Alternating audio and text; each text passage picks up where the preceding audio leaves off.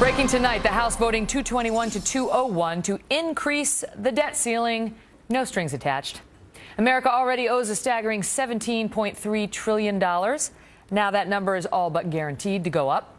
Senator Reid says he is scheduling a vote for tomorrow, but one Republican is vowing to make it a tough vote. Chris Stirewalt joins us in the breaking news. He's our Fox News digital politics editor. So Ted Cruz doesn't want it to happen, Chris, but gonna happen. Well, it's going to happen, but what is the pain factor? And as a wise philosopher once said, he's going to bring the pain. You've got Ted Cruz. He'll be joined by Rand Paul. They'll be joined by others who will make sure that the majority has to have 60 votes to get it through. That means 5 unhappy and unlucky Republicans will have to walk the plank at the behest of their leadership to get this thing through, and they hope get out of town before the blizzard comes. How did we go from we have to take a stand, we can't keep raising the debt limit on the backs of our children, we need these concessions from the Democrats on spending before we'll agree to this, to we can't have a constitutional crisis, we got to vote for this thing right away? Well, Counselor, can I make a point?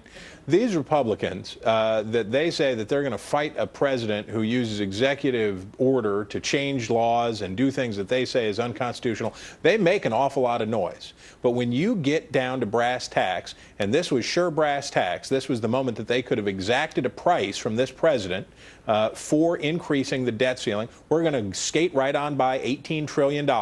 They could have exacted some price for this, and they were unwilling to do so because they would have rather had perfect voting records and said, well, I never voted for a debt ceiling increase, and allow the debt to go up anyway. If that's the best that they've got, they are totally talking out of their ear when they say that they're going to fight him on extra constitutional authority and all that stuff. Right. I mean, I don't even get how politically these Republicans who wanted us to believe they were so principled on the debt ceiling can now turn around and continue claiming that. And I'm not advocating one way or the other. I'm just noting the sudden shift from never, it's horrible, our children, to, okay, here you go.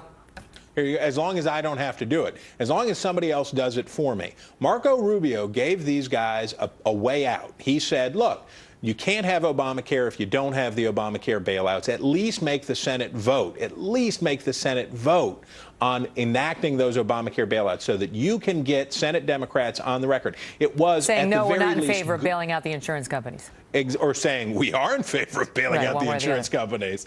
And at least would have been good politics. The Democrats are good at politics. They're good at forcing Republicans to spend more, borrow more, spend more, borrow more. These Republicans aren't very good at politics, and that's why they get rolled over again and again and again. They're not so good at consistency either. Not so good at all. I would never. Oh, well, never mind. Yes, I will. I'll do it right now.